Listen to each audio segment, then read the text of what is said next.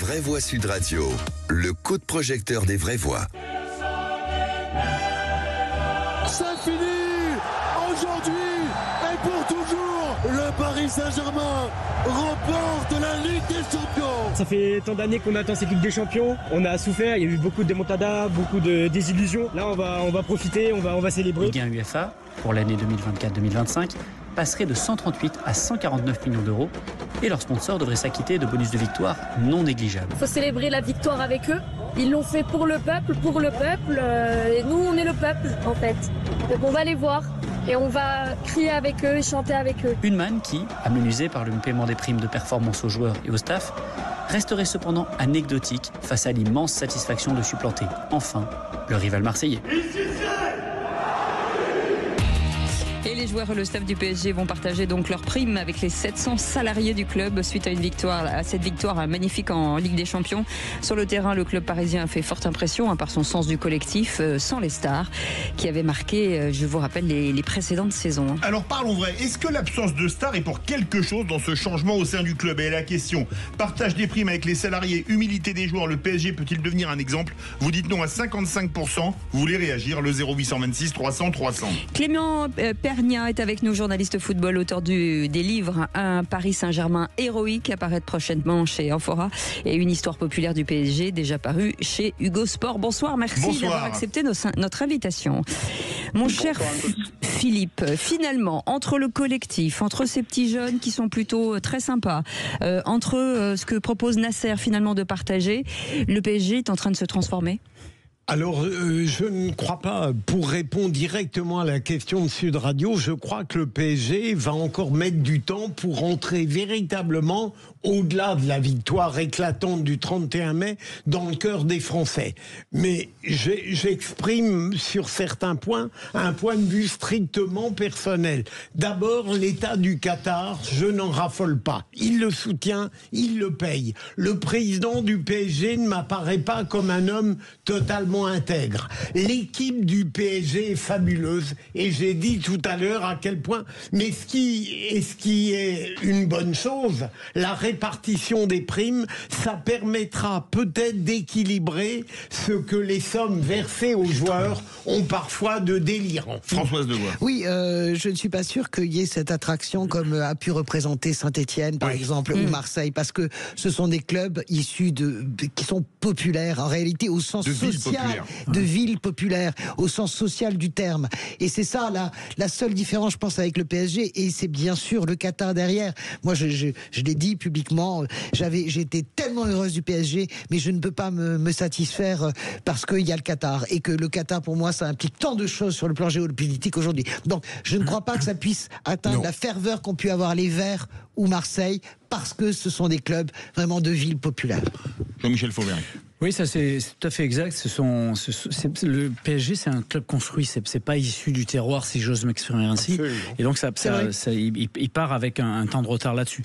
Ceci dit, partager les primes, c'est vachement bien. Et c'est un beaucoup de pub et c'est un beaucoup de management parce que effectivement ça marque les esprits, ça marque les choses, même si on sait que les niveaux de primes seront différents en fonction de la place des uns et des autres, quoi. Et avec nous, donc Clément Pernia, qui est journaliste football, auteur des livres Un Paris Saint-Germain héroïque, en majuscule, apparaître prochainement chez Amphora, et Une histoire populaire du PSG, déjà paru chez Hugo Sport. Alors Clément Pernia, est-ce que ce PSG, on peut le dire, est rentré dans le cœur des Français, et est-ce qu'il quelque part, il a redonné une âme, un esprit du beau football, un esprit de partage et de cohésion, etc. Bonsoir à tous.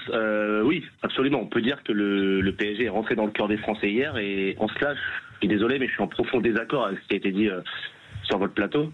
On peut penser ce qu'on veut du Qatar, et j'entends les arguments cités. Mais quand on me dit que ça ne représente pas ce qu'était Saint-Étienne ou l'OM, bon, je ne sais pas, vous préférez peut-être l'OM de Bernard Tapie? Oui, bien sûr. En tout cas, la ferveur a été plus importante. Excusez-moi. Il parle d'éthique. Je parle d'éthique. Ah oui, non, pardon, oui, bien sûr. Oui, voilà, on parle d'éthique. J'entends que le PSG n'est pas un club populaire. Aujourd'hui, c'est le club le plus populaire de France, qui est le club référence pour la plus grande région en termes de superficie de population en France. Et d'ailleurs, Emmanuel Macron l'a très bien dit hier à l'Élysée lors de son discours, où il a dit que le PSG comme lui avait été supporter de l'OM quand il était jeune, le PSG aujourd'hui, tous les jeunes de France vont devenir supporters du PSG, et on le voit d'ailleurs, parce que même à Marseille ou dans le sud de la France, les jeunes aujourd'hui ont le maillot du PSG. Donc je pense qu'on en reparlera dans 5, 10, 15, 20 ans. Le PSG sera peut-être ce qu'a été Saint-Etienne et Marseille. Donc là-dessus, je suis en désaccord. Sur le côté réconciliation, image du PSG, effectivement, la déstarification du club, entamée depuis l'arrivée de Luis Enrique, on peut dire, il y a 2 ans, et surtout depuis le départ de Kylian Mbappé l'année dernière, a beaucoup aidé. Parce que là où je peux vous rejoindre, en partie, c'est que le PSG était un club pas très apprécié du fait de l'image qu'il renvoyait, de ces stars qui étaient peu impliqués, qui venaient pour l'argent, qui avaient des attitudes pas toujours conformes à ce qu'on attend d'un footballeur ou d'un sportif de haut niveau. Tout ça aujourd'hui, ça n'est plus le PSG. Le PSG aujourd'hui, c'est l'équipe la plus jeune de la phase finale de Ligue des Champions, qui est le collectif le plus fort.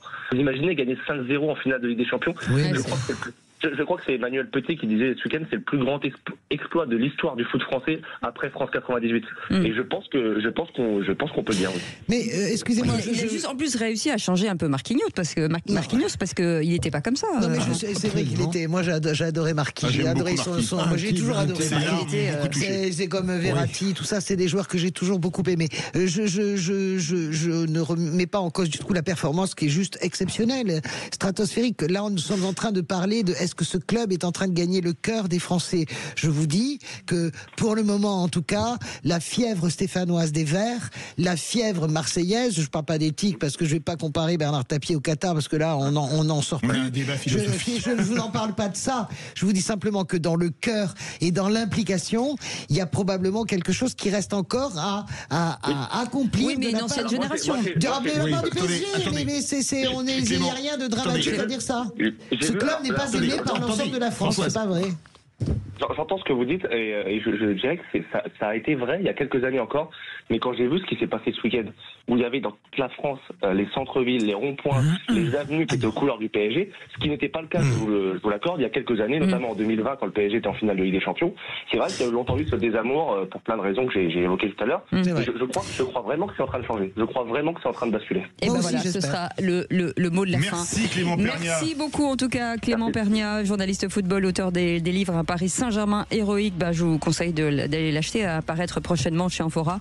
Et une histoire populaère du PSG déjà parue chez Hugo Sport. Merci Philippe Bilger, merci Françoise Degois, merci Jean-Michel Fauvergue. C'est un plaisir. Merci Philippe David, merci bien entendu Maxime avec son retour. Merci Justine, merci Aude, merci Félix et merci Nelly. On vous retrouve dans un instant Philippe. Pour les vrais ou citoyennes avec 2 très belles associations comme d'habitude et en compagnie d'Aurélie Gros et de Stéphane Pelé. Et ben voilà, un homme heureux. Soyez les bienvenus et on se retrouve en tout cas demain à partir de 17h avec toute l'équipe. À demain.